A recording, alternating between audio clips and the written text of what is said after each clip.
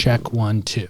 I can't believe we're back, David Lee Scales. It's been far too long since I set foot in Album Surfboards. I mean, this place was always kind of in flux, or I should say growing, it seems, is what they're always doing. Here, I'm going to toss you this little windscreen thing for your mic. I hope listeners like that right there. Album Surfboards has always been growing and always in flux, but it is very different now than it was when you and I were recording here 2 years ago. I mean, I feel Matt Parker, in all his wisdom and skill, has built... I mean, imagine starting in San Clemente, California, where there are a lot of other surfboard manufacturers speaking with. We got, of course, Matt Biolas and Lost, Mayhem. We have Timmy Patterson. Who are the other big ones from San Clemente? Back to Dewey Weber. Hobie's not far down the road. Yeah. So everybody's right around the corner, in fact. Setting up a whole new business right in the center of everybody else, and then just growing and building, and now boom, it feels like Album is one of the bigger around. It really is. And redefining, I think, redesigning and redefining all of it. I mean, completely, from asymmetrical shapes to the new stuff that I hear about that I'm excited to share when we can. That's right behind me, right behind this wall. Anybody who's on YouTube right now, take a look behind me and just get a peek at what that is. More will be revealed. Coming soon. I would say that project will be revolutionary for surfboard manufacturing, for surfers at large, writ large. Yep. I'm not sure which large. And I would see a lot of manufacturers actually taking cues from this project and doing their own version of it. Man, yeah. Matt Parker is a visionary. Really is. Glad to be here. So glad to be here. Glad to be back in this space. I mean, it's a space. It's got the energy of productivity. Mm-hmm. That's what I need in my life right now too. Totally. Is the energy of new ideas, new things, bigger, better. Agreed completely. This is the Grit. It is December 8th, our favorite time of year. We've got Chaz Smith over there. We've got David Lee Scales right here with our AG1 in hand. That's going to keep the show popping. Thankfully, I chugged mine right before getting on the road and speeding up. AG1, drinkag1.com/surf, of course.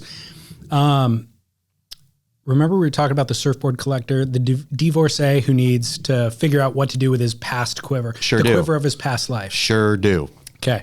Lots of great feedback came in. Of where to put them. Correct. I love to hear it. This is what we do the show for, David Lee Scales. Agreed. So quick recap.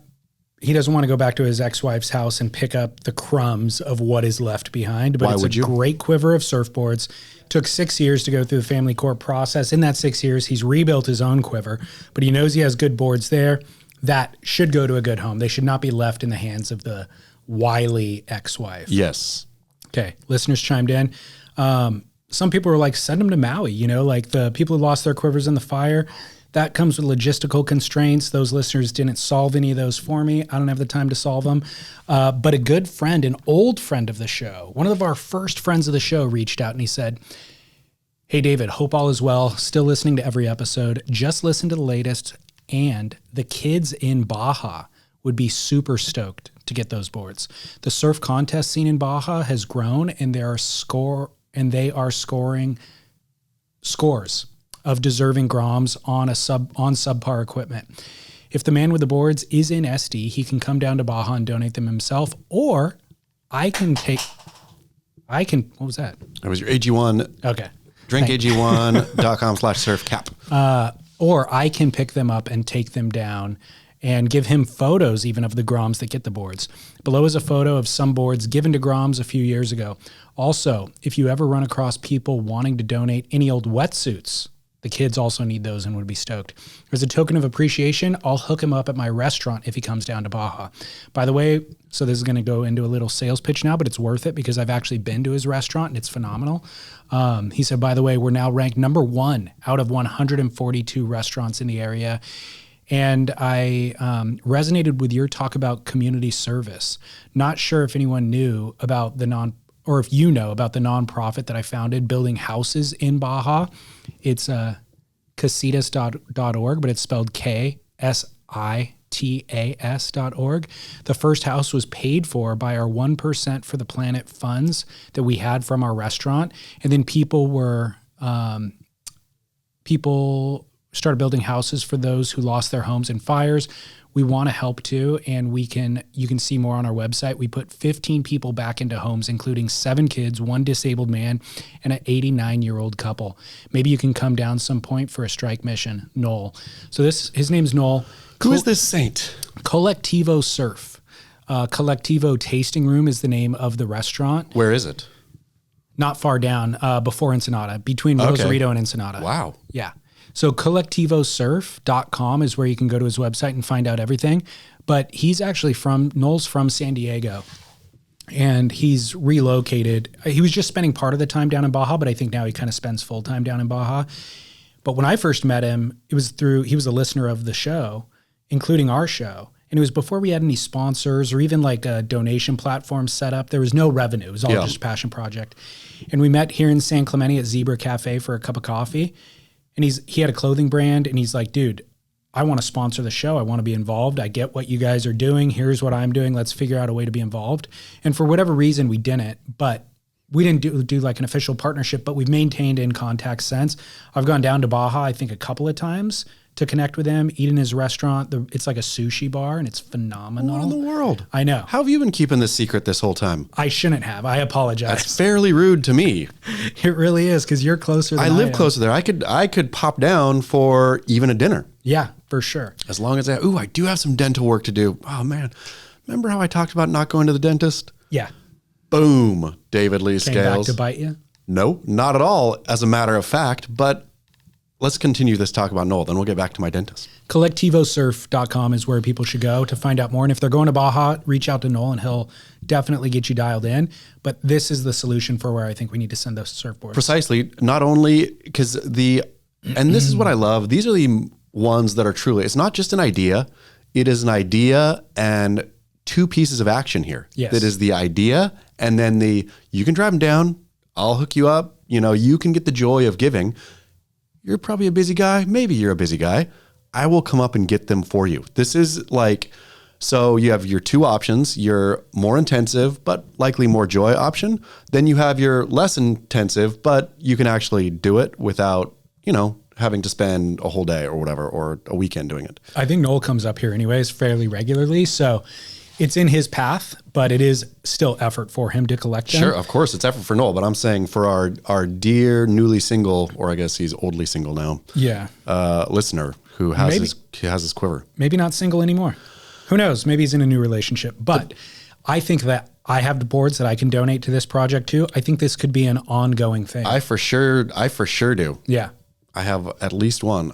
I'm not going to donate any crap boards though to this. The yellowing ones that I've seen in your backyard don't need to go to this. Nope. They don't need to go to the up and coming Baja Ripper. I love this. Thank you, Noel. Thank you, Collectivo Surf. We will implement this. I will follow up with the divorcee and make this all happen. Tell me about dental work. Well, see, this is the thing, because if I go down to Mexico and get some dental work, then I will be fine because I can get the medical across the border card, which is the real ticket to going down to Mexico. Have you ever done that one? Oh, if you get like any kind of medical thing in Baja, then you get the medical card, and there's a specific medical lane coming back across the border that I think is even better than whatever. I have the Century Pass. Yeah, I think it's better and quicker than the Century Pass, the medical one. Wow. The Century Pass is just wide open. Yeah, I need to get a Century Pass. How much does your Century Pass cost again? $100 a year, maybe. And you can't, it's non-transferable. I can't borrow your Century Pass. It has your face on the ID. Damn it. But here's the problem. When it went to renew, I upgraded to the global entry for like airports and everything. Yep. But I think it still applies in the Century Pass. Yeah. So do you have a global entry? No, the wife shoots daggers into my face every single time we get into the airport line and we're standing there. And for, I think, a good 6 years now, I've told her, I'm going to go get it. Except I don't know that I can get it. That's the thing. You got some stuff on your record that you need to get expunged It's probably, hopefully, buried enough in the past. But yeah, like, it's just, I just like to keep those sleeping dogs lying, if you know what I mean. You don't want to reactivate any. Exactly. But in any case, You've said too much already. Yeah, but in any case, so I think I mentioned that I don't go to the dentist or haven't been, right? How many shows ago? I don't know. Directly after that, I started having some cold sensitivity. And I was like, oh no. And so I thought, this is going to go away. This is going to go away. So I waited like another maybe couple weeks, month. It didn't go away. And it started to get like a little worse. And I was like, oh no. And so I really bit the bullet and went to the dentist. I haven't been to the dentist now. I think I told the wife because she got mad at me, like, oh, why don't you take care of yourself? And I was like, I don't have time. But I think I told her that I'd been like 4 years ago to the dentist, but I think in reality it was probably 20 years ago. I'm just gonna be honest. That's not even close. I think there might have been a time, but I don't remember a time in the last forever. So you went to the Southern California dentist though, not the Baja Yes, dentist. I went to the Southern California dentist. Worst case scenario in mind, like I'm gonna need major work. Like this is a problem. Have you been to the dentist recently? Yes. The new x-rays and whatnot they have there, it is wild. They have like the around the head x-ray and then multiple da-da-da-da. So I kept looking at them as they were popping up on the computer screen thinking this is waiting to see just like one tooth just black. And I couldn't see, but I was like, I know I'm not seeing things correctly here. Dentist came in, poked around for a minute and he said, yeah, you got one small cavity and one kind of bigger cavity. But that was, and you need to get these filled. But so I made an appointment but he said, otherwise you're fine. Your gums are fine. Everything's fine. I was like, score one for never going to the dentist. No kidding. Yeah. Your age old adage remains true. It is. It's undefeated. And if I don't deal with it, it'll fix itself. It'll fix itself. drinkag1.com/surf will get in there and do its thing. That's why I swish it around my mouth, actually. Yeah, I mean, it's Use totally it like true. a mouthwash. Totally. That's amazing. 9 times out of 10, things fix themselves. So a while back, I started having a sensitivity similar to what you're talking about. Yep. And what I realized it was I had been clenching my jaw at night while sleeping. And that created... tension. Yeah, exactly. And then throughout the day, it would kind of get better. It would be bad when I woke up. And then throughout the day, I noticed it went away. And I'm like, this is not a cavity. I don't have a cavity. I don't know what's going on. So I realized it and then actively made an effort to not do that while I slept. And I was able to correct it on my own. Do you mouth tape? No, I don't know what that is. We haven't talked about mouth taping on the show? No. I can't believe we haven't talked about mouth taping. Is it what it sounds like? Yeah, you tape your mouth shut at night. And what does that do? It's epic. You do this? Intermittently. I like if I'm too lazy, then I won't. But I usually will tape the kid up and then kick her to bed. And then, if I'm feeling in the mood, I'll. You're into some weird stuff, dude. So what does it do? Didn't you read or hear tell? I don't think you probably didn't read that big James Nestor hit book, Breathe, that everybody was talking about. So this book came out, Breathe. I can't remember when. It's written by James Nestor. The only reason I know this, I never read it. I've only looked at the cover, but it was such the buzz thing for a while. I think Kelly Slater talked about, who knows? It was like the buzzy thing, right? And it's basically his supposition, more or less. Didn't read the book. This is just what I'm picking up from what I heard, is that being a mouth breather is what makes you de-evolving, that your human chins are getting weaker. Our whole face is like turning dumb and ugly because we mouth breathe, and we were not supposed to. We're supposed to breathe through our noses. And so you can make an active effort to kind of breathe through your nose during the day, I suppose. I don't know, didn't read the book. But at night, with your, whole garage just hanging open, sucking in air, then you wake up. Swallowing spiders, probably. You're like, wait, there's like a bunch of stuff. I don't know all, but a bunch of bad stuff. Solution, you tape your mouth shut when you sleep. And I thought, I heard this from the wife and thought, well, this seems awful. But I'm telling you, it is epic, and you will have the best night's sleep of your life. Wildly vivid, crazy dreams. You'll wake up more refreshed than you ever thought possible. Weird. The one I use is called hostage tape. I'll bring you some. You could try it out. I'll get it on Amazon. Yeah. It'll be at my house before we get home. It's kind of expensive. That's a hostage tape. I think you have to buy, or maybe you can buy one package at a time. I think if you buy like a year's worth or something, But it doesn't leave it adhesive behind like duct tape would or something? It's like a stretchy kind of tape, and you just like, boop, right over the mouth. Off you go. All right.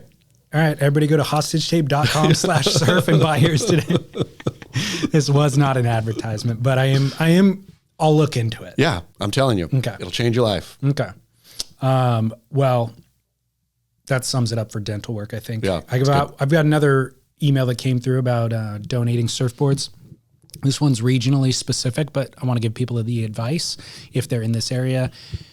He said, so I actually put a lot of thought into this. I hate seeing old surfboards nailed to fences, yellowing and turning ugly. I recently went on a trip to England in late September, and after seeing some sites in London, checking out Stonehenge, I wanted to go to Cornwall and Newquay in particular to surf. I did not bring a board, figured I could rent one while I was there, but I did. And I did rent one at the Rip Curl Surf Shop. It was a mayhem, but I did bring my own wetsuit. The surf was pretty good on the last day of the trip, and I really didn't want to go home with a wet wetsuit. So my goal was to figure out a way to leave it there. I was at a surf shop called Sunny Days, very close to where I was staying. Joshua and Liz Midgley own the place. They are second generation, super helpful for all things a confused Yank could need sorting out while in England. They sent me a ways down the street to a charity shop. This was a surf-specific charity shop that sells donated surf gear. The proceeds go to a program called the WAVE program that gives surf lessons to kids with PTSD with the hope and mission of healing them. So to any of our listeners in England, that's the place to donate. I brought in my wetsuit out of laziness, and they were over the moon. And just today, Wednesday, so I guess this would have been yesterday or 2 days ago, I was fortunate enough to surf the ranch. Not Surf Ranch, but the ranch. Connor Coffin and Killian Garland were also out, but also OperationSurf.org was there, doing a similar thing with vets with PTSD. As a healthcare provider, I am biased towards these kinds of groups.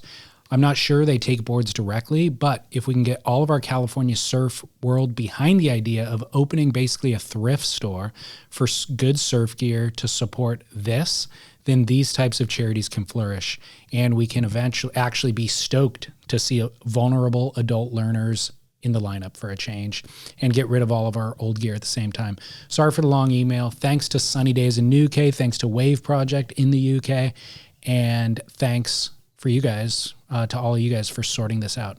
P.S. The ranch was pumping. He included a photo. Oh my goodness. I'm sure it was absolutely off its head, the ranch. I heard tell from that swell that everybody rushed to Rincon, and Rincon did not really do its thing. I heard that day. Well, a little bit further north than it would have been. And you're fine. Yep. The thing with, and I totally love it, and this is going to sound like I am dumping cold water, that I am being grinchy, but nothing gives me more PTSD than surfing. In all of my life, probably surfing is like way up there for PTSD inducing activities, right? You're in the lineup, you're mad at yourself, you blew the wave, you got the good wave, you're mad at somebody else, and all of a sudden just the stresses, the traumatic stresses are just everywhere all at once. And I love that, I suppose some people, it can cure their PTSD instead of giving PTSD. I was going to say, yeah, the PTSD that they're referring to is more about being in like war zones. Yeah, exactly. But you think you're in a war zone and then going to a crowded lineup where people are glaring at you and stuff like that, and like backpedaling and ultimate jaded perspective is that the thing that does give life to everybody else, you're just cynical about at this point. That really is a symptom of modern times. Yeah. That's really rude. Yeah, I mean, that is how Rome fell. Yeah, it's so true. It was like, you know what's better than having sex with one person? Having sex with everybody. A lot of people, always, constantly. Can we incorporate food into this? Yep. And by the way, let's also make fun of and kick the people who don't have them. You know what I mean? Like, let's pour hot water off of our balcony onto them just for a laugh. Like, that is the demise. That's essentially your analogy. The person who's just enjoying his marriage to his wife, working in the garden, just happy for the sun, some food on the table. I'm just going to dump hot oil all over that guy while I'm laughing in my orgy. First, let's implement laws to tax them to take the little bit that they do have that makes them happy, take it all. Because I need another orgy tomorrow night and we need another pig. You know what I mean? Like that's ultimately where you and I are sitting right now. Oh, well, there's another sneak peek, I guess. I can't talk too much about it, but there's going to be something very specific on this topic coming soon to computers everywhere. Really? Yeah. Okay. And you can't talk about it. Can't talk about Who's it yet. Who's it coming from? It'll be coming from beachgrit.com/surf. Yep. Your friends at BeachGrit. Should we talk about the Tahitian debacle that's going on right now? We sure should. First of all, let's congratulate you on having Carissa Moore post one of your articles along with a compliment on Instagram. A brave defender. Nobody saw that pivot coming from. I saw it coming. You did. You know, my heart always stands with the professional surfer, but particularly Carissa Moore. Carissa Moore can do no wrong. And Mother Carissa. She is a saint. She has already been sainted. She is one of the rare ones that gets sainted while still alive. There is no blemish on, I wonder if the burden of being so perfect weighs heavy on Carissa Moore. Waking up every day knowing I'm perfect.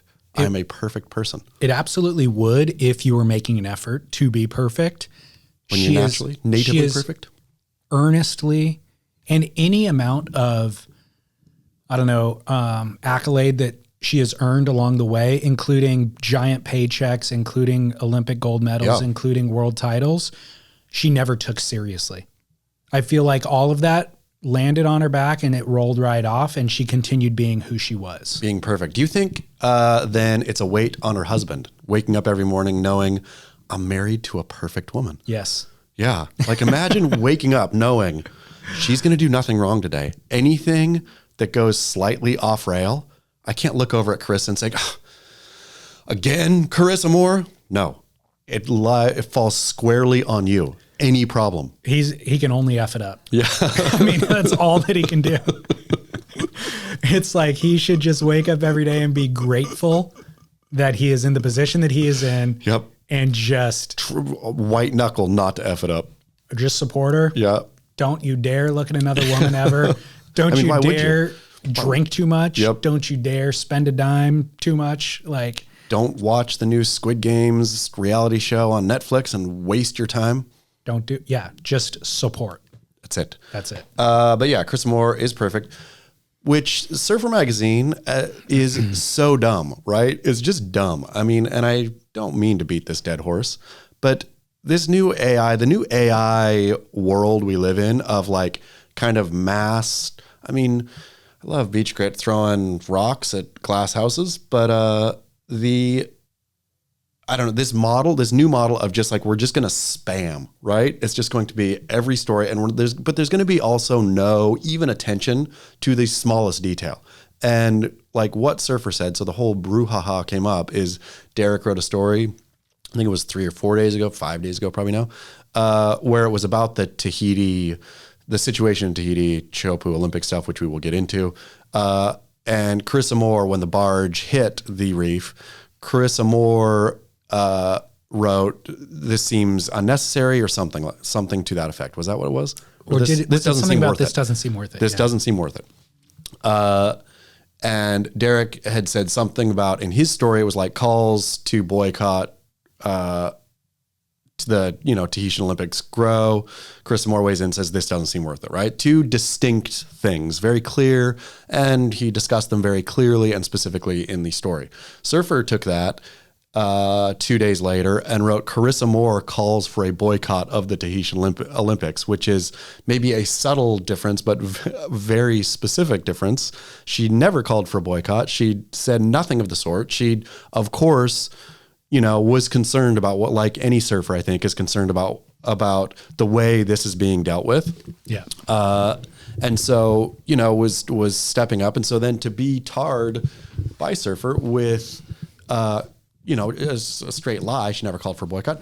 And the surprising thing for me, I suppose, was that Surfer never retracted nor apologize nor change the headline. It would have been very easy for them to go in without saying anything and just shifting the headline, but they didn't. They kept it still. I mean, I think it still says Carissa Moore calls for a boycott. Do the bots know how to do that? I mean, you'd think the bots would get a little blowback and like think, okay, it's just a quick check, Yeah, it is weird. And this one, to be fair, I don't think a bot. I think this guy is a real guy who wrote it. I don't know what his involvement with surfing is. I don't know anything about him, but his bio says that I think he got his like master's from journalism at New York University or something, and claims to be a lifelong surfer. That doesn't, by the way, a master's in journalism from even Ivy League school at this point doesn't mean anything. Yeah, I don't know I mean, it clearly means that you botched your headline and you're busy writing spam for Surfer Magazine. Well, when you hear, this is a timely kind of news story just in the last couple of days or so, but Congress addressing the presidents of the Ivy League schools about their, stance on allowing kids on campus to call for genocide of Israelis. And like, how do the presidents address that? When you hear the presidents of those Ivy League schools address it, you're like, these are the people running the schools. Yeah. They cannot answer this question. There is no sincerity. There's also no clarity. They're just completely trying to dodge and not doing a very good job at it. I do not get how those guys didn't just came up and say, man, I dare you to come regulate free speech on a campus. We're going to let these kids say whatever they want. This is the part of college, no matter what side you're standing on. But that's a real easy thing to say, right? It's an easy thing to say that says we're not going to police thought. Except for the fact that they do not police thought. I mean, that they do police thought all the time. That's the problem. Like that is the problem. If some Ben Shapiro or whatever comes to speak on the campus, they literally run him off the campus. Yep. They absolutely, if those kids were saying genocide, let's kill all black people, let's kill all trans people, they absolutely would have shut that down. You know what I mean? So the point is they do not let free speech on the campus. It is only if a marginalized group is getting basically bashed. They've identified certain groups of people that are allowed to get bashed and aren't, and then defending those people and not defending the others. But for them to not be able to parse that and address it publicly and not even be able to defend a stance or even have a stance on it is wild. No, it's not a bastion of free speech. No, at all. Well, it's not a bastion of, or seems to be less and less, or maybe not even all, a bastion of critical thinking at all. Exactly. Let's think critically about these things. And it's silly business. They've not allowed everybody to kind of have their own stance and free speech and all that sort of stuff. They've accentuated the differences between the people. And it's the exact opposite of what we were told colleges would be when we grew up. It's a place to go explore thought and idea. You have room to make mistakes, have room to think, like there's nothing wrong to think. I mean, there's things that, there definitely things wrong to think. If you go to college and come out thinking, Nazism was a great idea. That thing should have worked, man. That's a wrong thing to think, I suppose. But outside of that, like you should be able to sample and taste from, different, and then bounce them off each other and stuff. Come away with a wider worldview because of that experience instead of a narrower one where you're unable to be even critical about or to think critically about issues. 100%.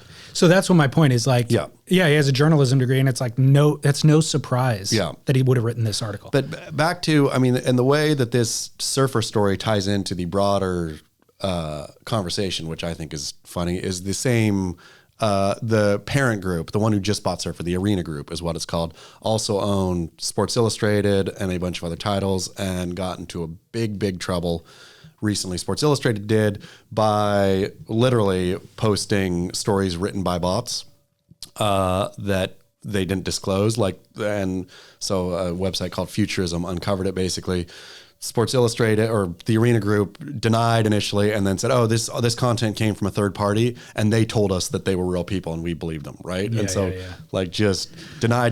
So when Stab Magazine writes an article and there's no author in the byline and it says Stab instead of somebody's name, is that could be AI? What's happening? Could be AI. They're testing it out. Yeah, but I really did feel they tested it out on Surfer First though. That Emily Morgan thing, which Emily Morgan might even be a real person, but that whole thing was so ridiculous. Could be a bot. I mean, definitely could be. So I think people have sent me something connected to her. Like she has a very small online profile. Okay.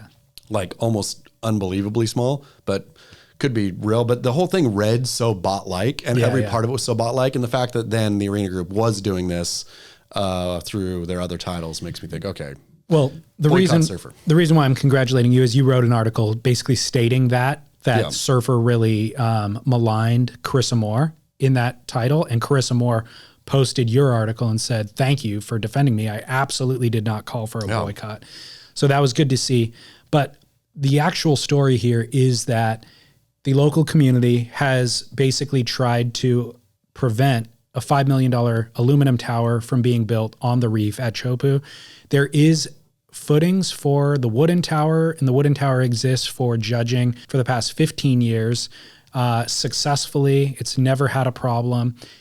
And but ultimately the Olympics want something that's enclosed that can have AC and toilets for the judges, with 52 new holes in the reef, plus I think 12 pilings that are going to be built.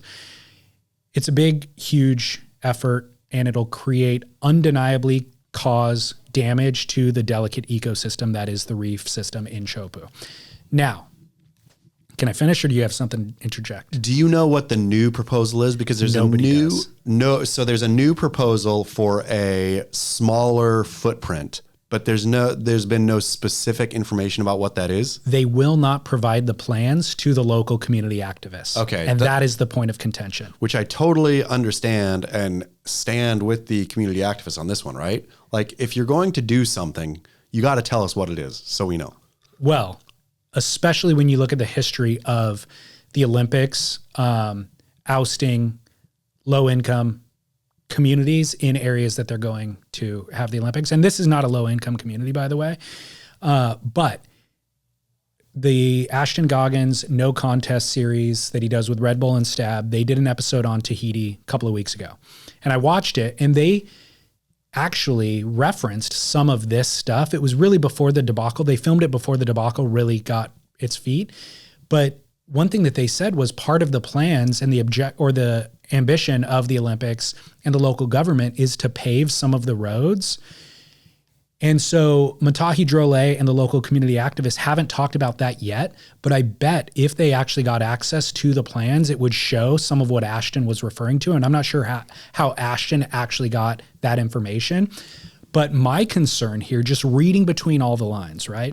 A lot of lines. Is because they're talking about building this $5 million platform, judging tower, for 3 days of competition. That seems excessive, right?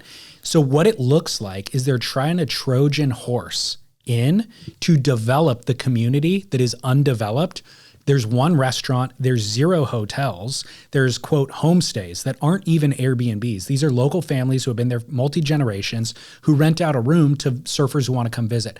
This means that it limits the number of people who can come at any given time. And therefore, they're able to kind of control the damage to the local environment, essentially, is what it is, by preventing growth. So it looks to me, again, this is just one person's opinion. None of our sponsors are affiliated with this idea or any of this. This is just me reading between the lines, saying, I think the government is trying to finally develop one of the most idyllic corners of their, and also most tourist interest is this wave and this thing, right? And we just can't generate revenue off of it the way that we're currently doing it.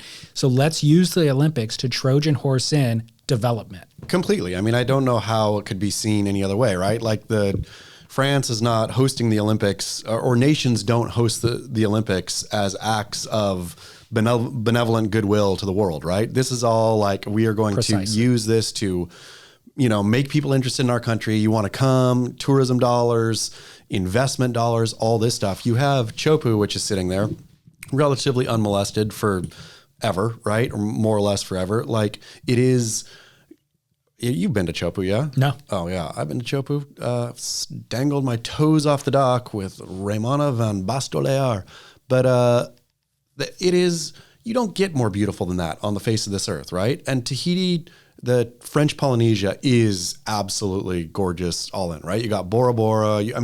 Every one of those islands is just as postcard pretty as you can imagine. Teahupo'o is that too. Teahupo'o is that too. But exactly as you said, there's nothing there. There's houses, there's this way. But of course, when the Olympics is going to be there, now you're going to have millions of people around the world looking at this spot that, again, is postcard. You know, we all know as surfers the way it looks. When they film back, like from the channel, back to those green crags that, you know, poke into the air. It's crazy. All of it. And so there's going to be people at home saying, not just, I want to go to Tahiti. They're going to be saying, I want to go there. You know, take me there. And there's no there for them to go right now. So this really, Matahi Drole posted a video a few weeks back saying we need to stop this tower, right?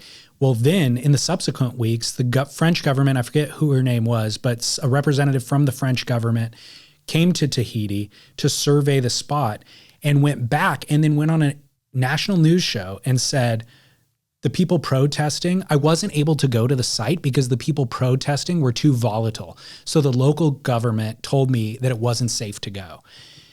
And we're still moving ahead with our plans because they're just making a big noise for nothing, you know?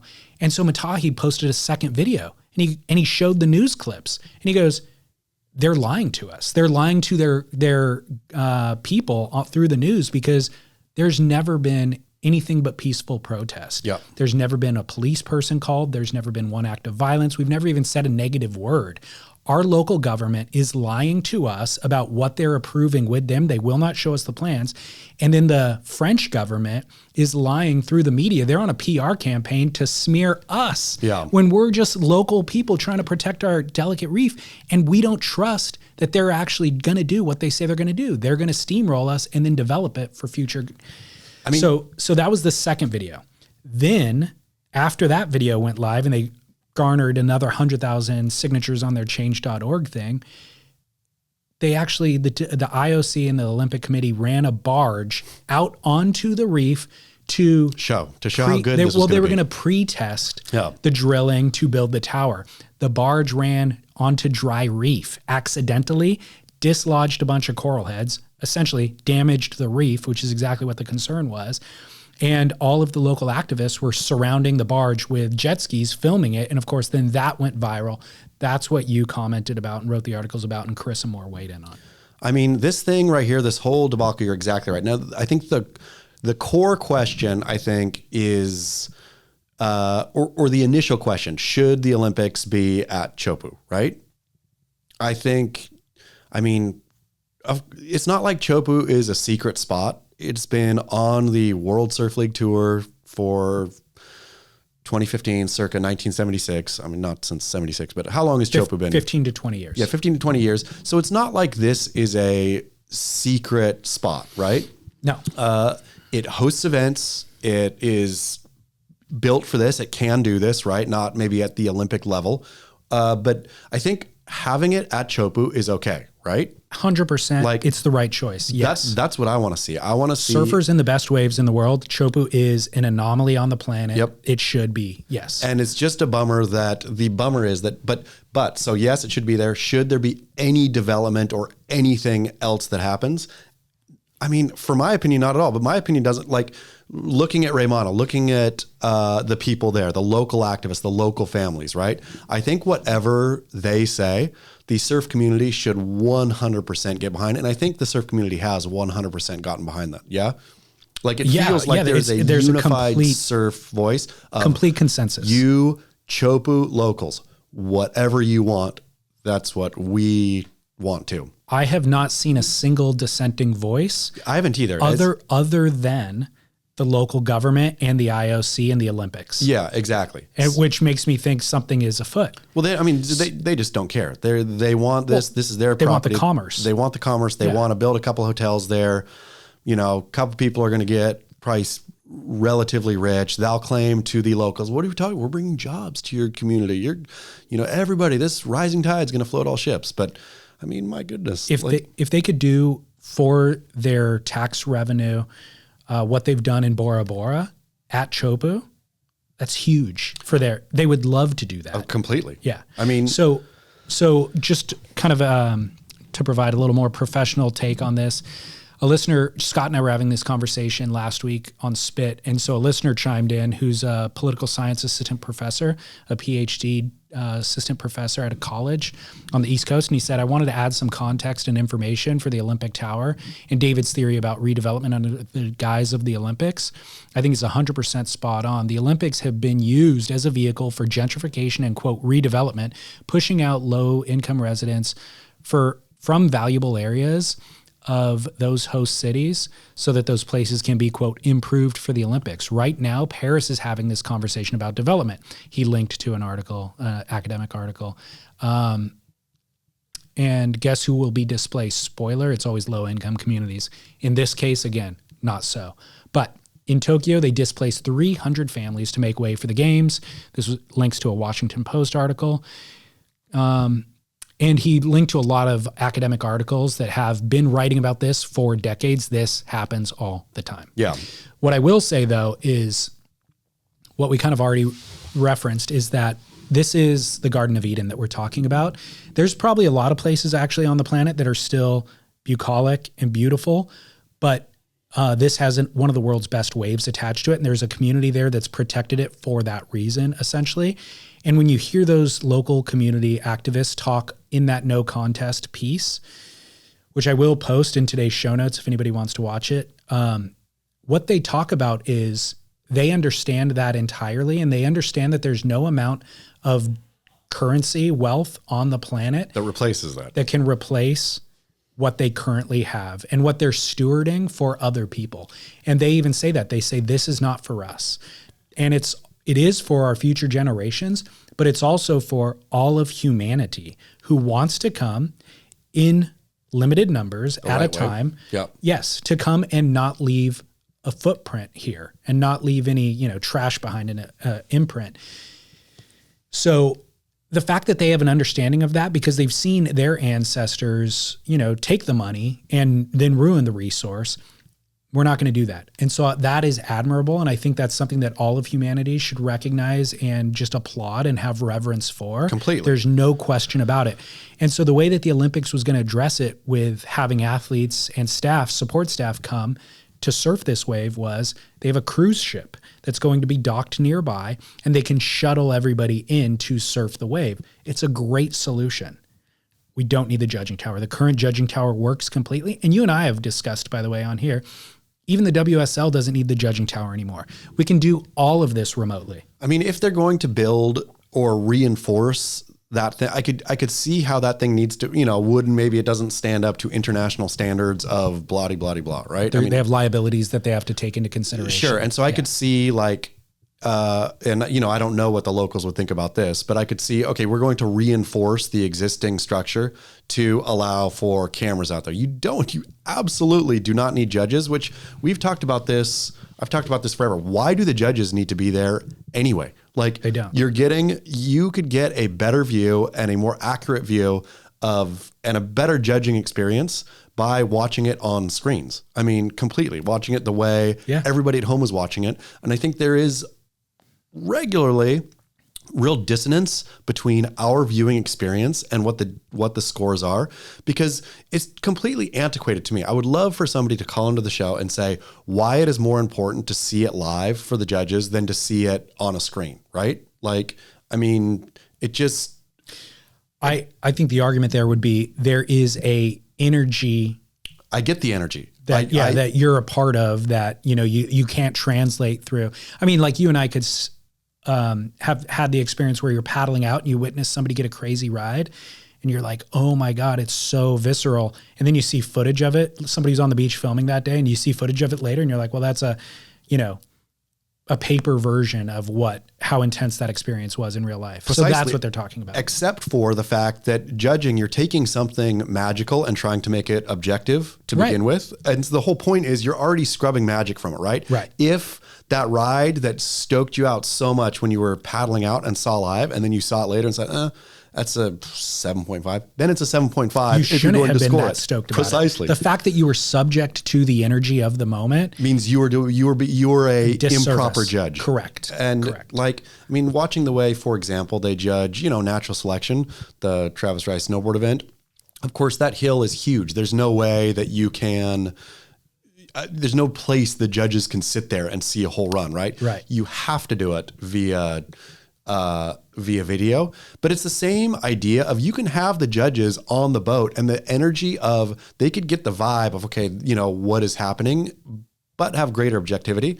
And it's these simple things, the simple things, David Lee Scales, that we talk about, I think, regularly on the show, the things that just make sense, that somehow are like, no, like they're so out there that they don't even come up for discussion ever. It's like, crazy. I still do not know why you have to judge a heat in real time. Nobody has ever explained to me why you have to judge a heat in real time, why you can't run the heat and then have a score delivered within 4 minutes after the heat is done of who won the heat. Yeah, well, they have no interest. The current, you know, WSL has no interest in reinventing the wheel and trying to improve the product. I mean, you'd think that they would, and they haven't for a decade at least. Yeah, I mean, they're going to have to start though. People are fleeing. John Florence gone. Is he gone? I don't think so. Officially, do you have? No, but he really does seem to be vibing more and more and more. That his interest is waning and waning and waning. I had a listener email I wanted to read to you, but I guess I didn't paste it into my notes. Oh, I know what it was. It was about Joao Chianca's wipeout and the fact that the WSL hasn't posted anything about it. I saw them post, or maybe did they? I saw, maybe it was just Chief of Sport Jesse Miley Dyer posted. I saw a get well soon kind of thing. Okay, it might have been on her personal. Well, the guy, I don't know if I'm going to be able to find it real quick. Oh, he goes, I know you guys hate the WSL like the rest of us, and I have to call them out to you guys on one more atrocity that they have managed. Their top 5 athlete gets smoked at Pipe this week, and there is not a single mention of this on their website. What kind of effed up governing body of a sport isn't rushing to communicate that one of their finest has gone, has almost died, essentially? The whole thing's wild. I mean, the whole thing is always wild when it comes to the World Surf League. Yeah, it really is. There was another, I don't know if you saw this, and we will address Joao in a second, but there's some YouTube channel that popped up called Black Bear Surf Club. And I don't know who's running it, but it's on the North Shore and they're friends with everybody. And so they're doing these little interviews. It's like they heard podcasting was a big thing. And so they're trying to do a version of that, but the interviews are like 7 minutes long.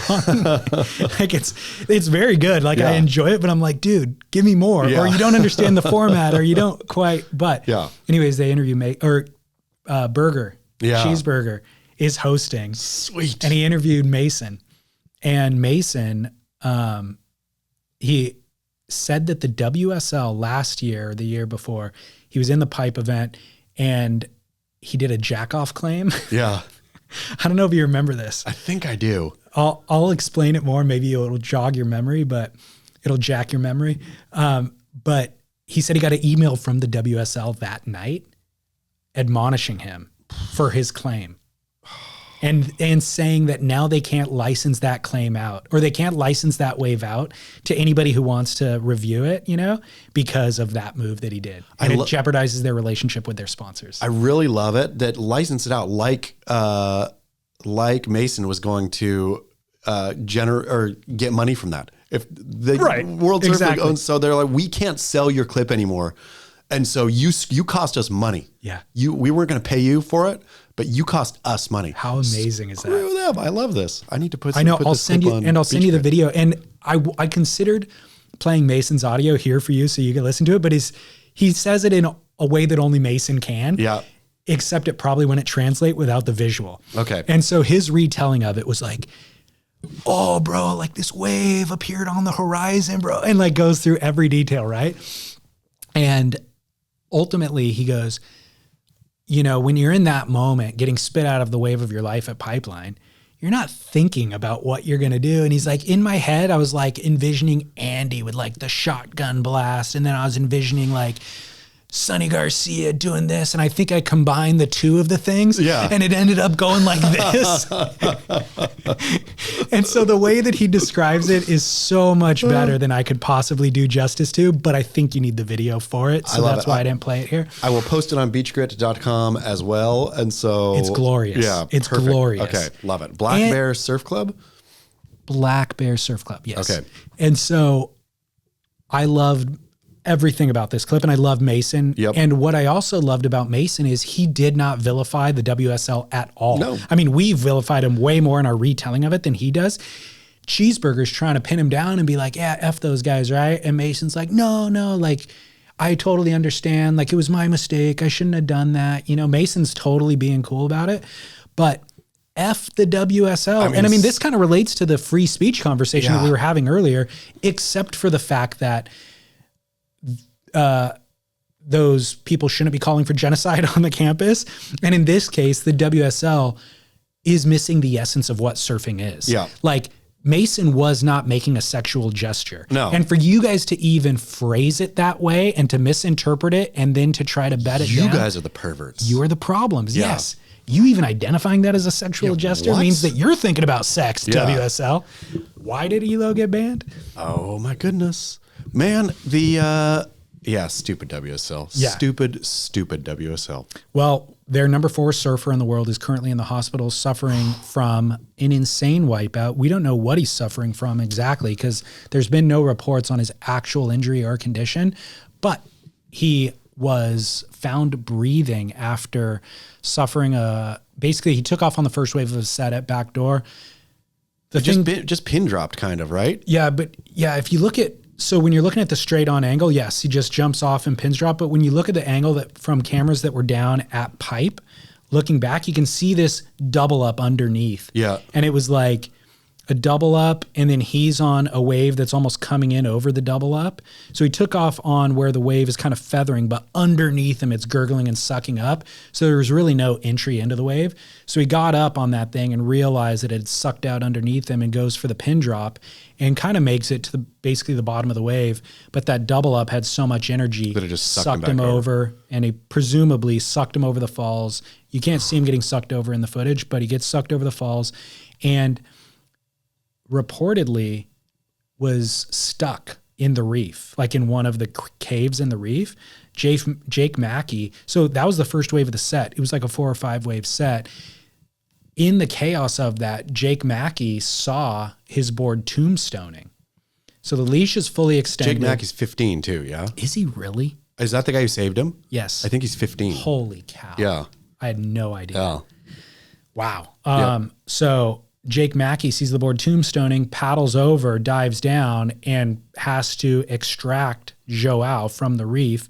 Apparently, he was unconscious. He had taken a number of waves on the head because in whatever time it took for Jake to get there, those waves are rolling in. We're talking proper pipe 10-footers. Yeah. And early, like kind of early season pipe too, where it's like even rougher, right? It was not, I mean, looked perfect. But it's detonating. Yeah, it detonates there. So horrific situation. Shout out to those surfers who helped and the lifeguards. They were able to get Joe out of the beach, and he was seen by spectators breathing as he got loaded into the ambulance. I reached out to some people that are connected to him, and no comment basically on his condition currently. So we don't know how he's doing, but he was seen breathing as he left the beach. Yeah, I mean, but once again, like that pipeline, it's a wonder that doesn't happen every time. It's a wonder that it doesn't happen. Like, did you see when the clips from, it must have been that lineup is so packed. There's so much happening out there.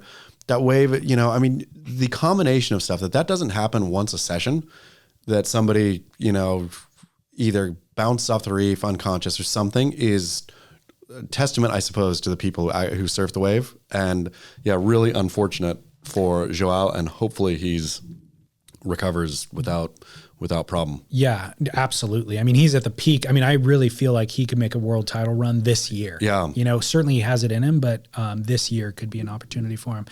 So we'll see what happens here and if he ends up even being able to surf in the event, the opening event of the season. We will keep tabs on it. In terms of shocked that it doesn't happen all the time, the crowd, so the wave itself, of course, but then I surf way less crowded waves. Yeah.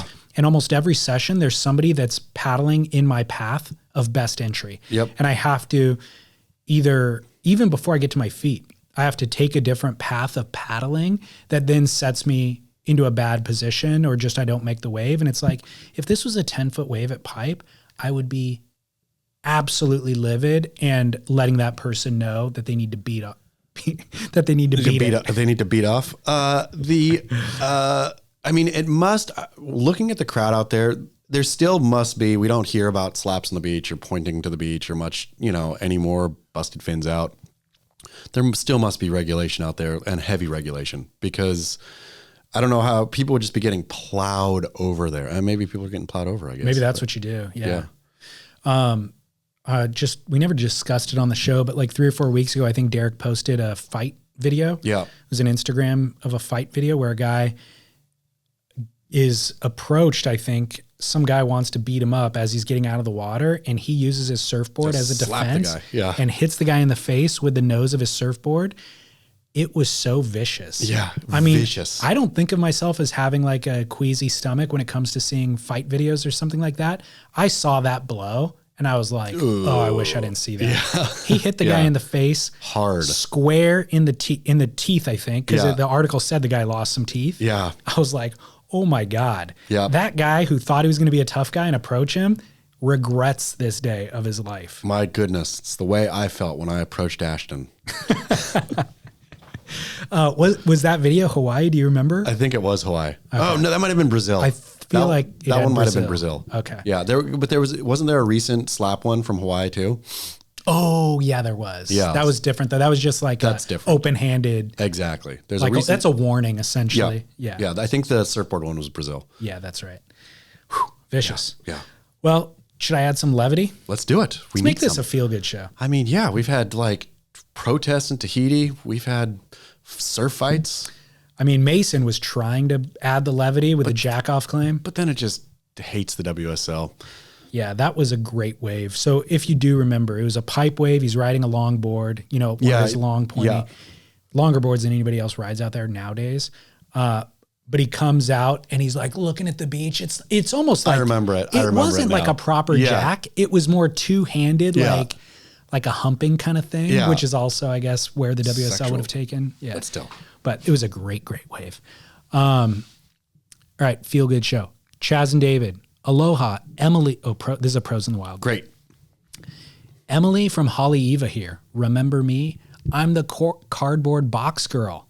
She's the one who presented the Barrel or Not about cutting down cardboard boxes in the very first place. Great. Emily, a legend. Back. Legend. She said, I'm stoked that my topic still gets monthly conversation airtime on the reg. It makes me laugh every time that it's such a relatable topic. I'm back with the Pros in the Wild. Every April, I host a women's surf and yoga retreat on the North Shore of Oahu. It was day 2 of our retreat, and we were headed out to longboard in some cruisy knee to waist high waves. It was one of those dreamy spring days on the North Shore. Turquoise blue water, turtles and dolphins swimming about, and the talented locals putting on a show in the lineup. Emmy Erickson was out on her log, catching wave after wave, walking to the nose, dancing on her board like a water goddess that she is. Our crew of retreat guests were stoked and in awe of it all. Everyone was catching waves and high-fiving with smiles on their faces. Well, all but one. About an hour into the session, there was one guest, Kristen, who was bummed and getting a bit hard on herself. She kept paddling for waves, not catching them. From the corner of my eye, I saw Emmy paddle up to Kristen, start chatting with her, and push her into the first wave of into her first wave of the session. Kristen screamed so loud of happiness, you could feel the excitement pulsating through the lineup. She paddled back out, and Emmy stayed with her for the next 45 minutes, coaching her and helping her catch waves for the rest of her session. After we all paddled in, Kristen retold the story to everybody at the retreat. The best part was she had no idea who Emmy Erickson was. Later that night, I put on some footage of Emmy surfing absolute bombs at Waimea, and everyone's jaw dropped to the floor. The fact that she was such a ledge, surfer went out of her way to help another woman who she didn't know in the water is iconic, straight up. Our retreat, Buena Vista retreat, is centered around women helping women, and Emmy did just that. Mahalo to Emmy and to all the women who support each other in the lineup.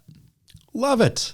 That is the ultimate feel-good Pros in the Wild. Isn't it? It's so, it puts a tear in my eye.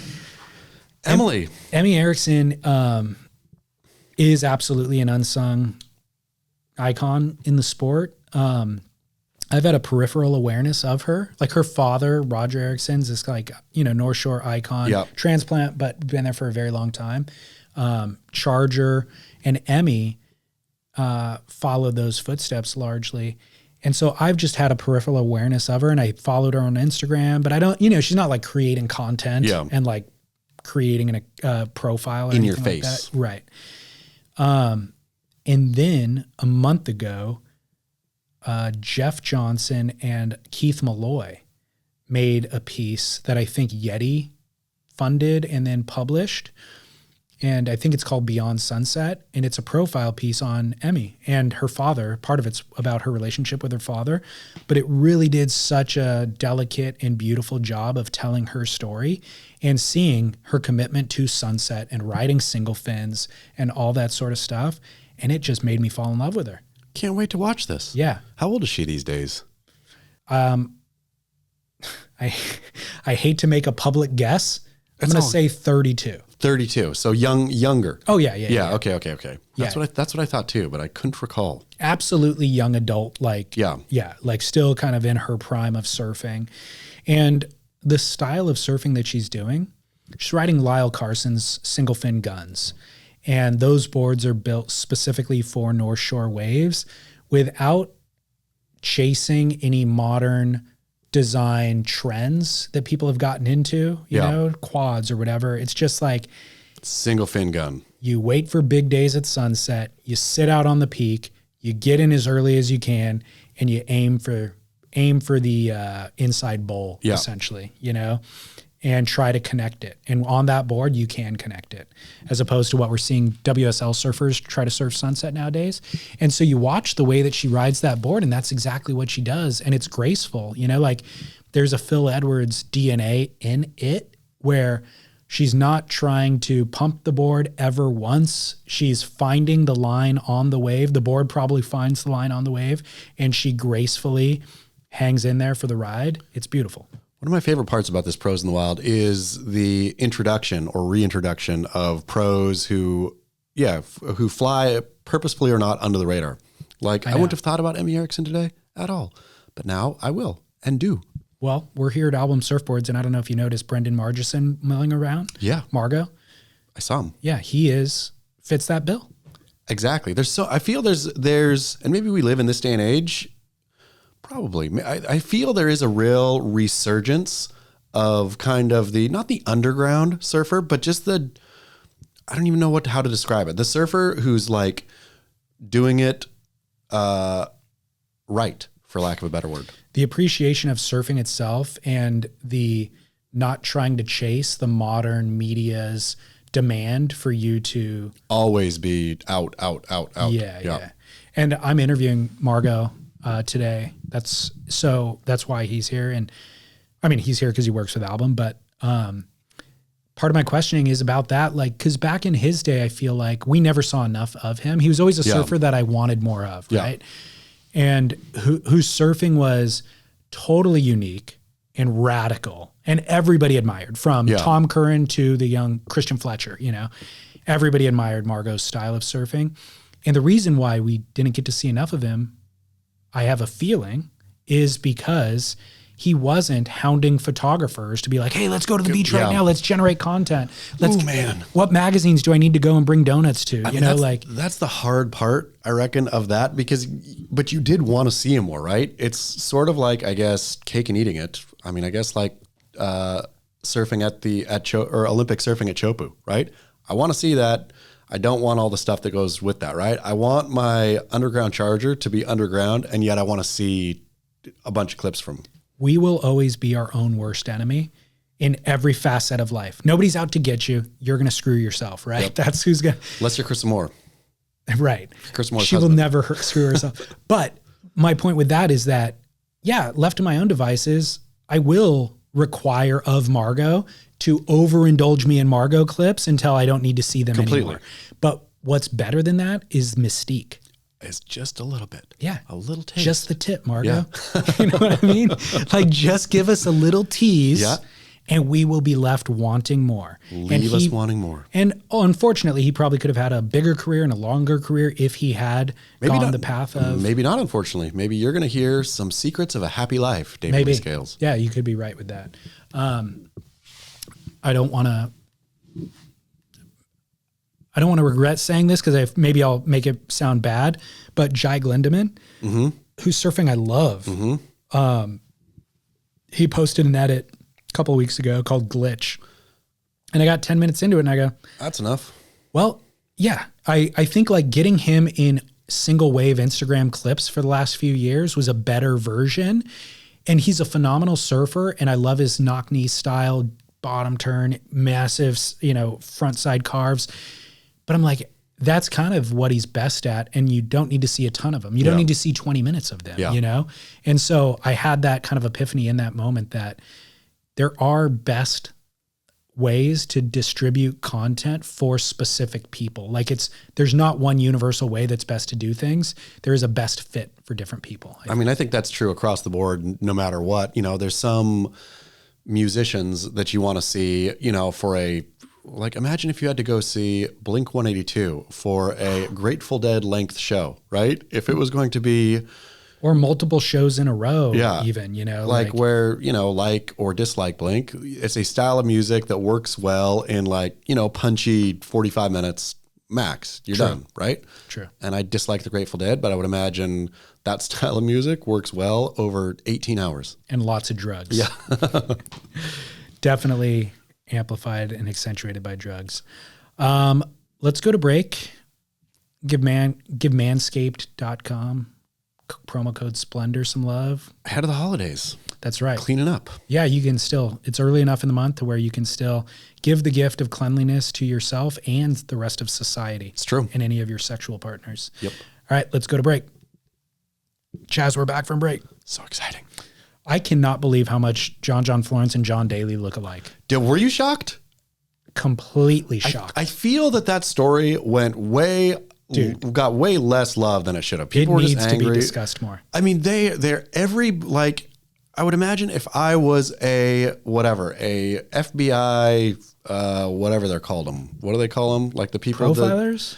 Not a profiler, a person who looks at all the genetic stuff, whatever. You're like forensic, whatever.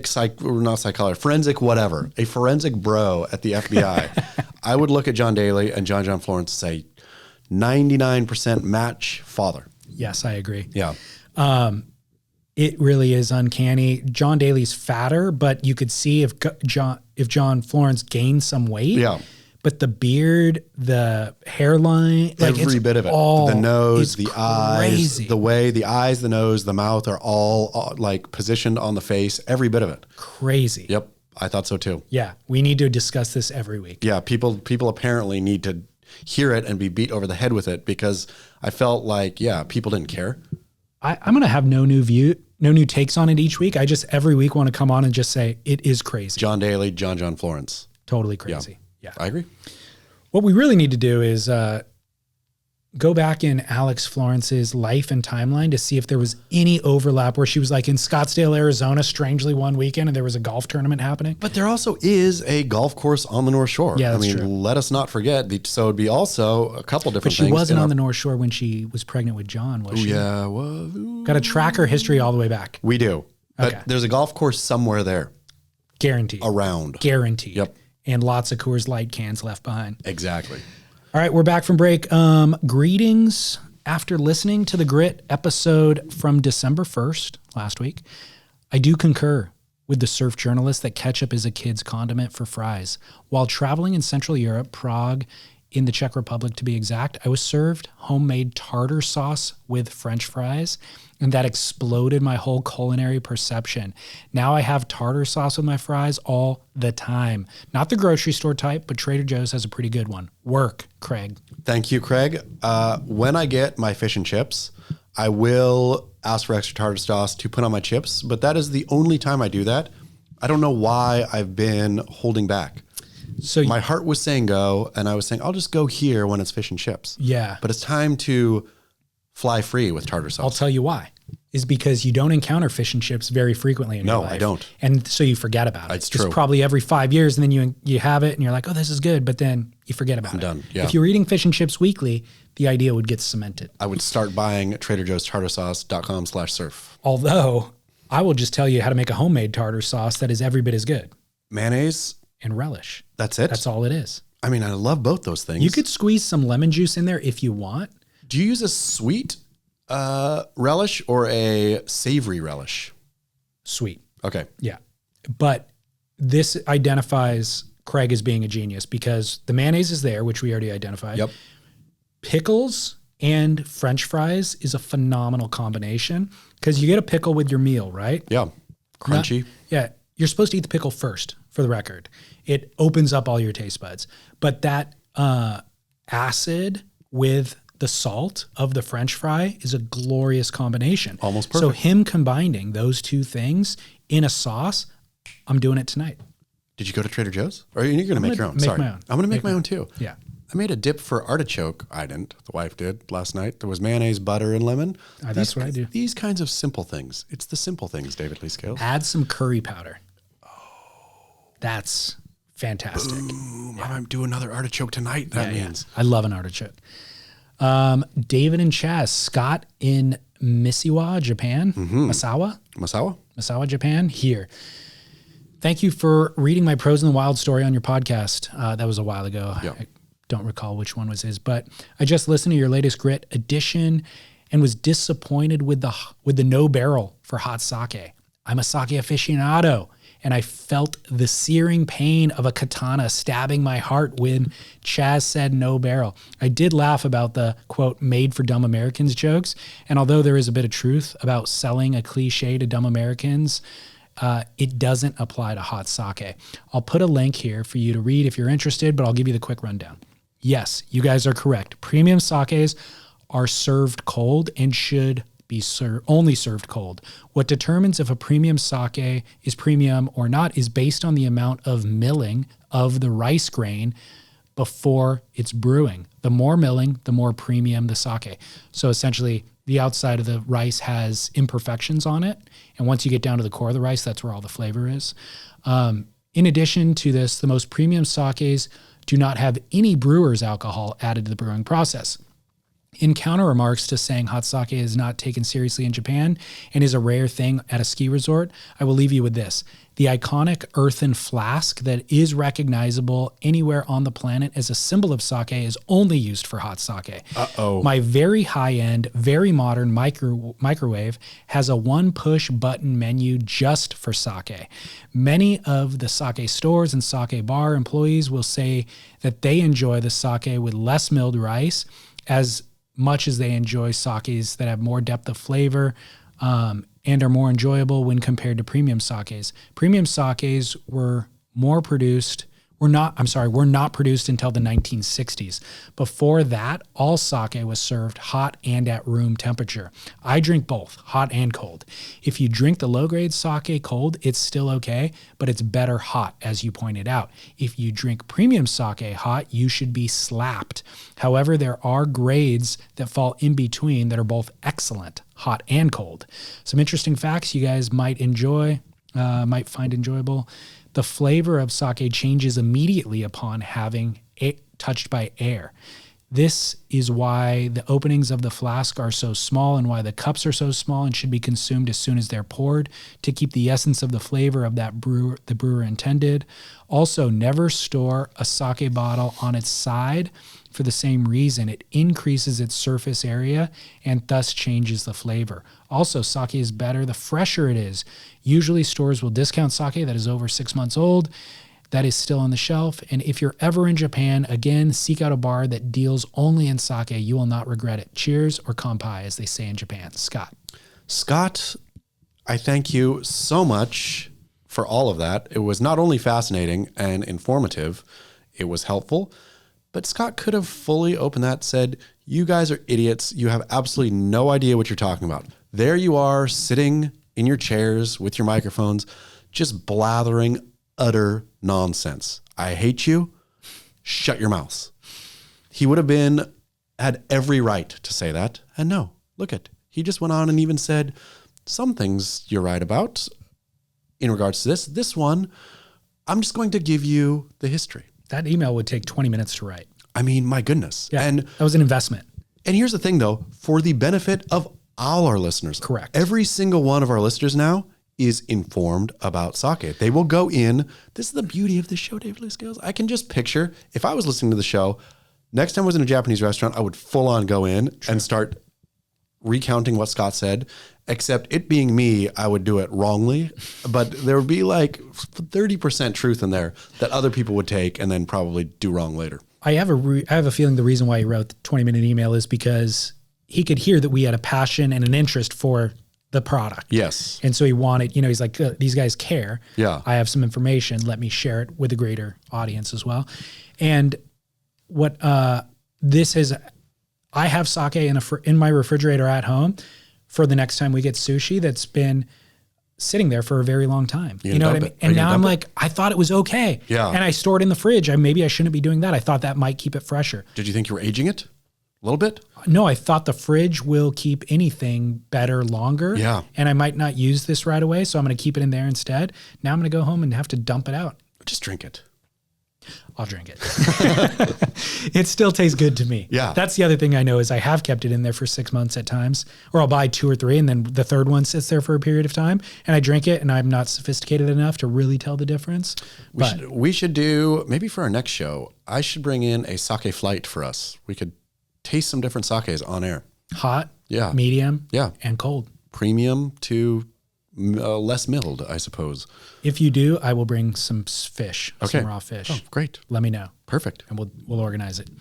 Okay, barrel or nah. Coming off of Koa Smith's and Griffin Colapinto's Fight. Instagram posts. Oh. Faith healers. Following faith healers. Koa Smith posted and Derek Riley wrote about on BeachGrit about seeing paralyzed people walk at the Joe Dispenza's gathering/conference. Did you follow this story at all? Did. And I have personal even interjections here, if you can believe it. I do believe it. Yeah. So faith healers, this thing comes across sometimes. Tony Robbins might be able to be looped into this group of people. Sometimes they end up starting cults and documentaries are made about them on HBO. Sometimes. This Joe Dispenza, I did not know of his name prior to this, but apparently is celebrated. And Joe, if anybody, this is how he talks. You want to hear how he talks? yeah, of course. He says like this. He says, go into your body with your mind. Let it go. Like that. I could feel it. Yeah. But apparently he speaks in a tone. I can't remember what it is, but it's a tone. It's like a spiritual tone or something, or it's a tone that You would say your mantra in. something like that. It is or maybe it even has some scientific, At like a it's sound bath, it's the tone something that- like yeah. that. Yeah. So he speaks in that tone, Joe Dispenza. But I'm going to go barrel, David Lee Scales on all of it, because I'm going to say, keep reason and all that, have some critical abilities, of course, but also for those who think that throwing all babies out, all spiritual babies out with all bathwater is good, like you're just living a dull life, right? Leave room for some faith healing out there. Leave some space for maybe you as a human, as a science believing blah blah. Maybe we don't know everything. Maybe there's some secret sauce out there that others can tap into, right? Well, there is certainly secret sauce out there that we have not tapped into. Science doesn't account for everything. Yes. Currently, right? Sure. And I would also argue that these faith healers make space for science often. I don't know Totally. his Joe personal Dispenza, I think, philosophy. does too. Okay, yeah. But to me, the Griffin and Derek and I will probably disagree here. I think Derek is like, look at this hooey. For me, this made Griffin in particular, Koa, I didn't read Koa's, but Griffin, and I love Koa Smith, nothing against Koa, but Griffin Colapinto's turn down this path has made him interesting. I think interesting in general, right? I've always been banging the drum of surfers aren't interesting anymore. And one-tracked dumb mind me thinks they're not interesting because they're not rock and roll enough, right? They need to party more. They need to whatever. Griffin is taking a totally left turn from that, not staying on the straight and narrow, like I'm going to go to the gym and pump weights and work out and go home and get good sleep. He's going a spiritual path, which I'm like, I'm along for the journey, man. Yeah. Tell me more, Griffin Colapinto. I really love that Griffin is not only doing this, but that he putting this out there publicly shows a level of confidence in him, of inner confidence, that I think you're going to stink and win a world champ, man. Like, you are not cowed by people. You know full well that people are going to get in there and say, if you hear Joe Dispenza for the first time, the first time I heard Joe Dispenza, I was like, wrote him off just because of his delivery. I was dying laughing.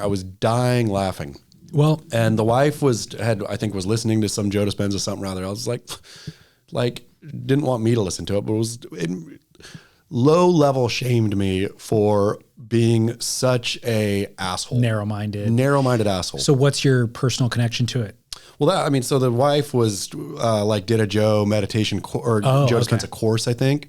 They had like an online course, and I think she spoke highly of it, but also most importantly is it will put the daughter to sleep like that, where she's big day of ballet, whatever, when you get worked up after you've been physical, but needs to go to sleep. Needs to have her mouth taped shut. Tape the mouth shut, throw on Joe Dispenza, lights out. And Feel your body. He's just doing like a meditative chanting type. I think you're supposed to pay attention to it. I think you're supposed to listen and follow along with what he's saying. It's positive. I think you close your eyes. I think he takes you on a journey. I've never gone on that journey myself. The wife went on the journey, spoke highly of it. Okay. Puts the daughter to sleep. So I'm thinking, got it. Bang, bang. And now Griffin Colapinto's doing it. So again, I really am a jerk. I see it working here. I see Griffin Colapinto. I'm not about to even begin to start myself, but I love that it's happening. How long until Joe Dispenza starts sleeping with all the chicks and misappropriating funds? See, that's exactly the problem. And that's what you have to hold room for. Also, while you're holding room for this is great, and this, he has a secret sauce, you also hold room for Joe Dispenza being human, right? Yeah. The only person who you can trust entirely, as stated again and again, is Carissa Moore. If Carissa Moore became a faith healer, everyone could just send Carissa all the money, knowing that nothing bad is going to happen. I would flock. Yeah, everyone should. If you didn't flock, you would be an idiot. But as far as Joe Dispenza goes, let's see, right? Maybe he is benevolent and is great and was doing this out of the goodness of his own heart. There are people like this. Nobody accuses Mahatma Gandhi of taking people's money and doing the bad stuff. Because that's precisely the difference, is he did not charge $2,000 to attend his course.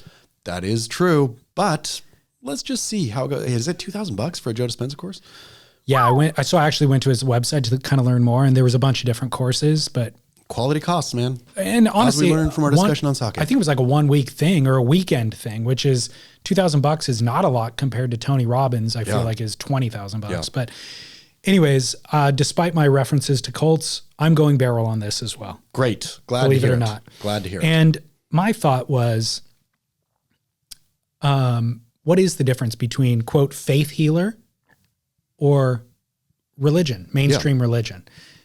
All of those are based in faith, right? And I think there becomes a point of mass, like there's enough people following, and then you apply with the government to get tax exemption, and then that becomes an actual religion. Or maybe there's a member, actually what it probably comes down to is there needs to be a figurehead who died at some point that you can kind of attach it to, and that would be defined as religion instead of faith healing. But my point isn't to malign any of those groups. It's to say that I think there's tremendous healing in faith. Sure. I think there's actually energy in faith. I think that there is whatever science can't define. And by the way, it might be defined by science at some point. And I would even argue that if there is a God, science could be the language of God. And we just haven't figured out all of the language yet. You know what I mean? So I think there's room for all of these things to coexist. But I do think that there is tremendous healing power in faith. And so however anybody finds it, whether it's through Joe Dispenza or Christianity or whatever, it can have really benefits. It could have a lot of benefits for your life. And if you're dealing with cancer, we've seen this has been documented actually by academics and the scientific community that just having willpower and faith is a huge part of that battle. I mean, I think people who are very, rational and logical, and it is science, and I'm cannot prove God's existence, so I am an atheist, like pure science, rational, I think that it's not thinking that you as a human in the year 2023 know everything, that you have access to every bit of knowledge that has ever been and ever will be.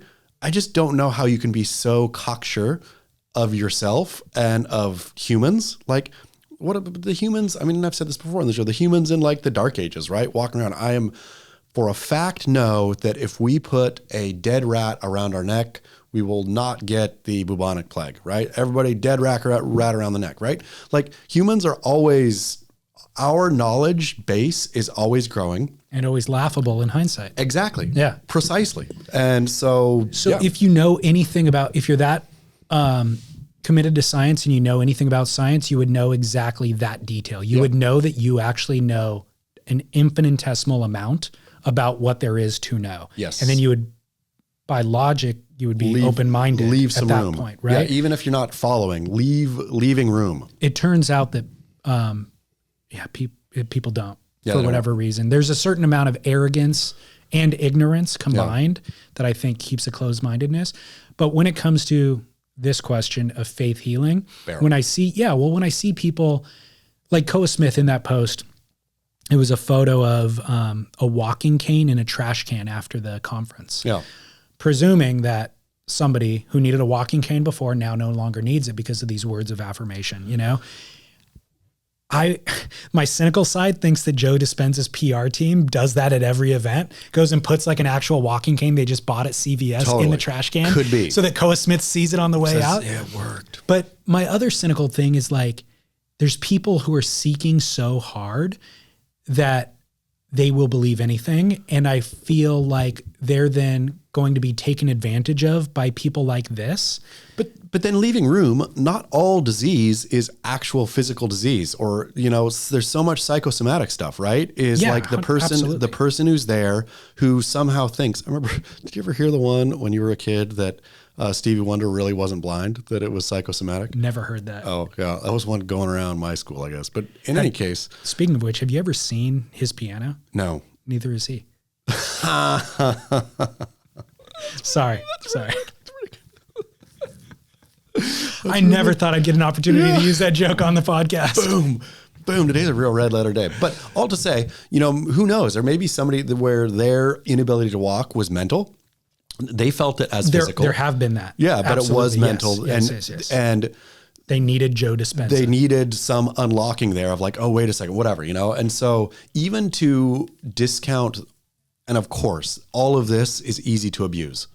Well, that's where you kind of addressed at the very beginning. And that's, I think, precisely the issue, is that every human being is flawed. And if you assign too much power to anybody, almost to a person other than Carissa Moore, they will abuse that. Of course. They will fail.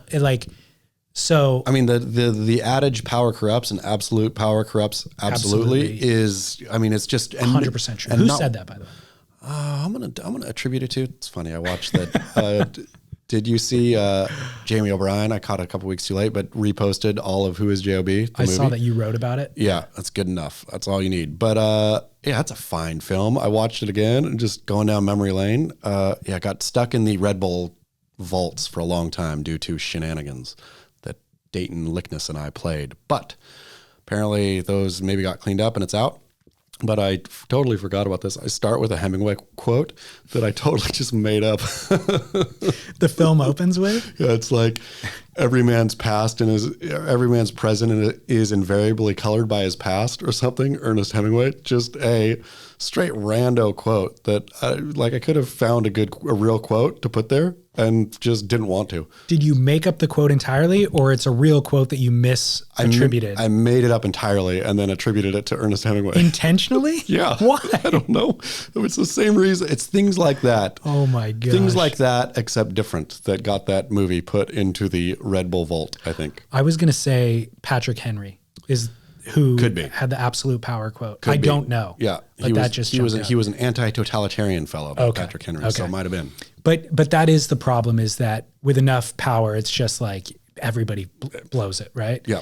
And then I was also thinking, like, there's people that you follow on Instagram that are always posting like motivational or philosophical quotes. Yes. And I'm always thinking to myself, this is like the 5th year of this person posting, not the same quote over and over, but they're just living in this world of like affirmations, needing these affirmations, right? And I'm thinking the way an affirmation should work is you use it, it becomes part of your, body. Then you don't need to. Then you don't need it anymore. Yeah. If this thing you're promoting this to me, I now don't believe any of it, because this is going on and on and on and on. You've not been healed by the medicine. Yeah. This medicine was supposed to be temporary.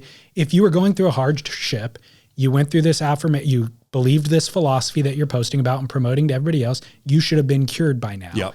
The fact that you're on 5 years of different affirmations, you just look like a psycho to me. Yeah. No offense to any of my friends right now who do that and are listening to this.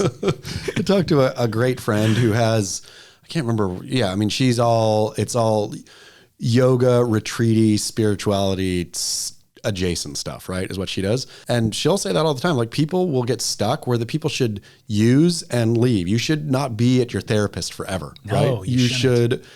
You can go back and stuff if you need, but you should get help and graduate from help. You shouldn't be perpetually needing help. So where we land on is, if Koa Smith is going to Joe Dispenza in 2 years from now, then it's out. We discount Joe Dispenza at that point. Yep. It's a good thing that the show goes on for so long and for so many years, because we can look back. We will be here in 2 years from now, and we can access this episode and think, okay, let's check in on Joe Dispenza. Or maybe there will be an HBO documentary about Joe Dispenza already at that point. Great. Did you watch the Love Is One documentary about the Mother Earth cult? No. Oh yeah, I saw it, but I haven't seen it yet. Is it worth it? Not Mother Earth. I forget what she. Yeah, I think she's just called whatever Mother. It was, something. Yeah. Yeah, I watched it. It's 3 parts, I think. Great. Amazing. Okay. I was unaware of this cult, this very small cult. I think I was too. And so this was all brand new to me. I had no idea where it was going. And it's very, very sad ultimately. Sure. Seeing these people live in their complete psychosis. Yeah. As things are. But it's very, very good as a documentary goes. Okay, we solved that one. I think we're both going barrel on faith healers, shockingly. Yep. Barrel or not. Oh, this one comes from a listener. Let me play the call for you. This could get us into hot water. David Chaz, call the grit with, I'm not sure if it's trusting us, maybe barrel or not, but using the term Chinese wax job. So I was loading up the car the other day with some buddies. My girlfriend's tagging along, and I said, oh man, you want to put a towel between those boards? You don't want to get a Chinese wax job. And my girlfriend was appalled, thinking I used a racist term. But I always thought Chinese wax job just meant because the other side of the board's getting waxed, like here in California, China's on the other side of the world. But I don't know. I'm hoping you guys can help steer me in the right direction. Cheers, and happy Thanksgiving. Chinese wax job. Barrel. Call your girlfriend a racist too, just like Mason Ho should call the WSL perverts for thinking something that obviously it means that it's on the other side of the world, right? It doesn't mean that Chinese people wax their boards on the bottom because they're dumb. Right. Have you ever thought that?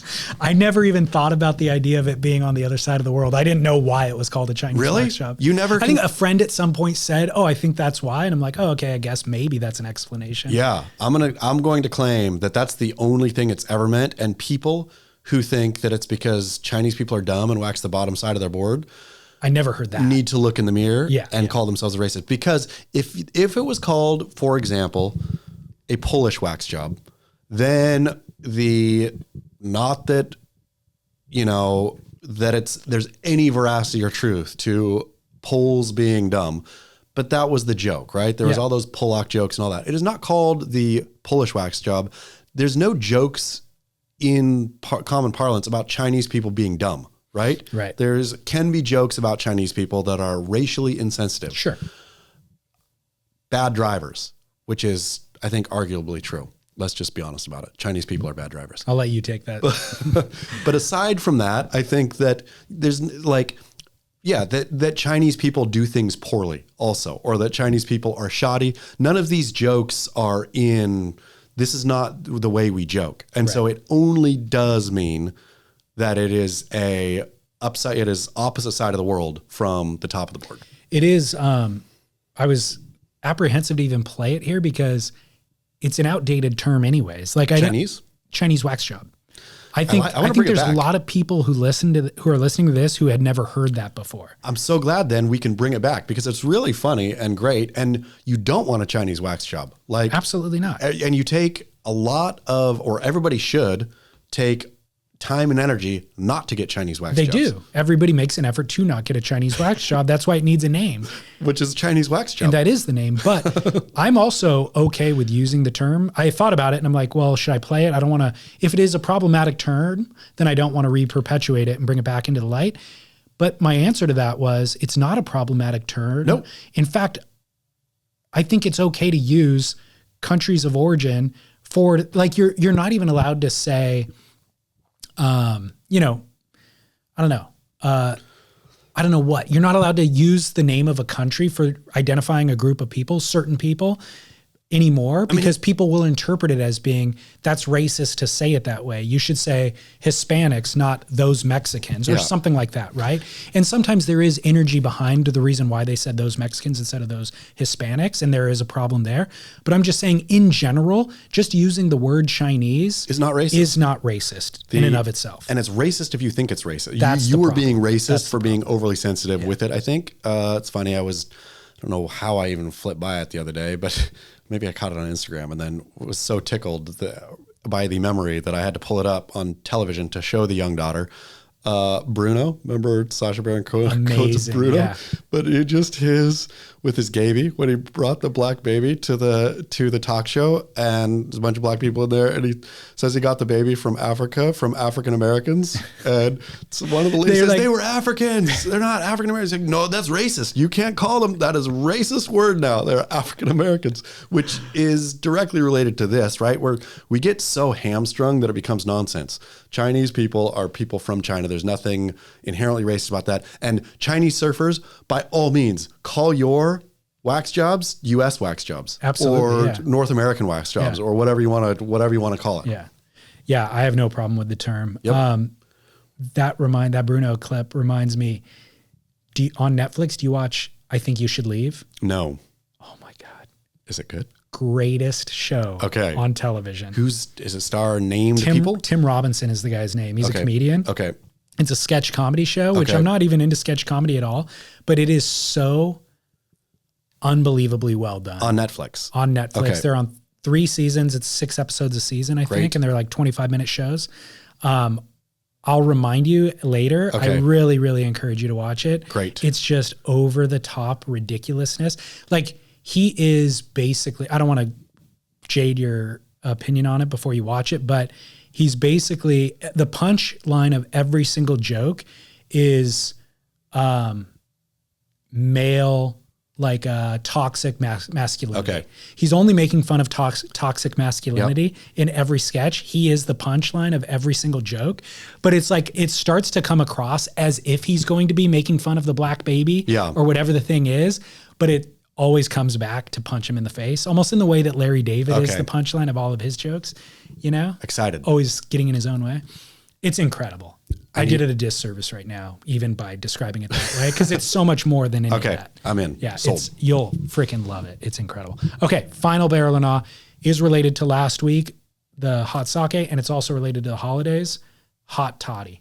Hot toddy, I'm going to go seasonally barrel. Of course, like in right time, right place, hot toddy, yes. And I will go hot toddy barrel. I'm going to go eggnog, no barrel. You replace your eggnog with your hot toddy. So we've done eggnog in the past, which I want to bring up every year because I feel like everybody should hear that every year. We should redo it. My answer to that is a quarter of a cup of eggnog once a year is enough. Sure. That's it. That's it. But hot toddy, I'm going no barrel. Hot alcohol in general, I'm going all no barrel. But I'm going to say... name one. Hot toddy. I'm going to say a Kahlua and coffee. I'm going to say an Irish coffee. Gross. I'm going to say a hot toddy again. I'm going to... So I've been given a hot toddy at a holiday party. They have a giant batch, and you walk in and they give you a ladle full or whatever. And I'm like, I'm not offended by this, but in no way is it the right drink. Like I'd have a martini before this. I'd have a Manhattan before this. I'd have an old fashioned before this. I'd have a glass of wine before this. I'd have champagne before this. I hear you. Except the thing is, I think with the holidays, it is supposed to be for whatever reason, we cosplay that we're cold here in Southern California during the holidays, right? A hot toddy in a snowy chalet. It's perfect. It's cold outside. You're getting warm. It totally fits the bill. I've done in stinking snowed in, done, hot whiskey and lemon before. You never done that? Vomit. No, it's so good. It's really, it warms you up. It's the thing to do there. We in Southern California or any warm place, you have to cosplay that it's cold. And so you put on a Christmas sweater, even when it's 77, you make the hot drink and all that. I will say it's not seasonally appropriate anytime in Southern California, except for during cosplay season. If I was stuck in a snowy embankment and broke my leg and a St. Bernard brought it to me in one of those little things on his neck, then I would be okay with what you're talking about. Any other scenario, don't need it. There's a better option to drink. I'm glad that we've split ways finally. We were lockstep, and it's always important, I feel, to end with, I'm full barrel. You only do it again cosplay time. So you have to be full cosplaying. If you are in shorts, if somebody's throwing an Aloha themed holiday party and you go in your Aloha shirt and your flip flops and they're serving hot toddies because it's Christmas, no barrel, right? Yeah. It has to be the holiday theme Christmas thing you go to, which is full on sweatery kind of business. I understand all the qualifiers you're giving it. I'm still saying there's 5 to 10 better drinks that I would prefer in that moment. And I do like hot tea. I do like hot coffee. I'll even go for a hot chocolate. And now hot sake is in there.